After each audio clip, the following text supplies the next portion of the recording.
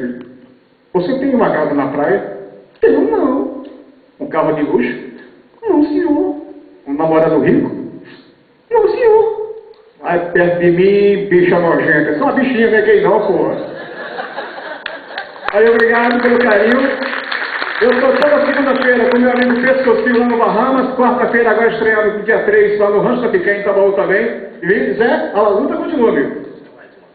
Na corda de madrugada, ele diz, papai, eu quero comer merda. Menino, pelo amor de Deus, cala essa boca essa hora, tu vai acordar os vizinhos. Ele diz, papai, eu quero comer merda, eu vou ficar mais alto. Menino, eu vou lá atrás. O Zé cagou numa pá, trouxe uma pá cheia de merda, tá aqui danado, come. Ele disse, não, papai, eu quero é com manteiga. O velho meteu manteiga na merda. Aí trouxe, tá aqui, agora come. Ele disse, não, pai, isso só presta assado. Aí o pai foi assou. Tá aqui, danado, tu agora vai comer isso? Não, pai. Corta em 2 pedaços. Voltou. Agora coma. Não vou gritar. Disse, não, pai. Como primeiro? Disse, como é que é, menino? Papai, se você não comer, eu vou gritar bem alto. Ah, eu vou comer. Eu, coitado do velho, comer uma merda. E atrás de vomitar e comer na merda. E atrás de vomitar e comer na merda. Atrás de vomitar.